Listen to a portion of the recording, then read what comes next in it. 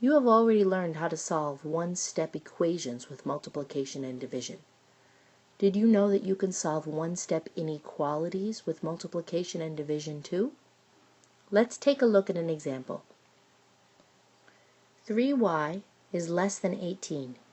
Here is an inequality that has multiplication in it.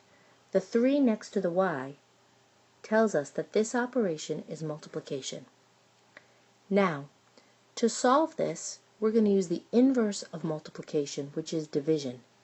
And we are going to divide both sides of this equation, this inequality, by 3. We want to get the y alone. 3 divided by 3 is 1. We bring down the y.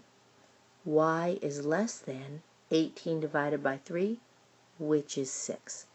This is the solution to this inequality. Here's another one. 2y is greater than or equal to 10. Again, this has multiplication in it, so we can use division to solve it. We divide both sides by 2. This cancels. Bring down the y. Y is greater than or equal to 5. Now we can also graph the solution. Let's take a look. Notice that the solution for this inequality includes 5, so I'm going to put a closed circle at 5 to start. Now the solution for this inequality is everything including 5 that is greater than 5. So now I'm going to draw my arrow this way, showing that all of these values are included in the solution for this inequality. What about one with division? Let's take a look. X divided by 2 is greater than 6. Here is an example of an inequality that has division in it. We're going to solve for x by using the inverse of division, multiplication. We multiply both sides by 2. These cancel. Bring down the x.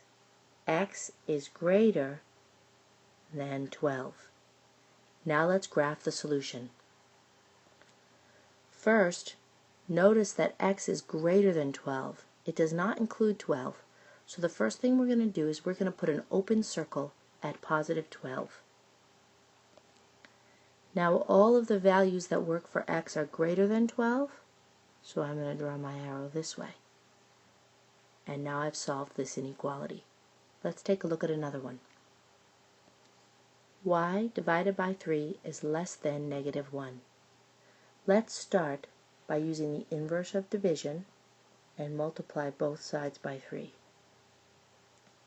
These cancel. Bring down the y. Y is less than negative 3. Now let's graph this on the number line. Now notice that the solution for y does not include negative 3, so I'm going to start by putting an open circle at negative 3. And my values are less than, so I draw a line to the left.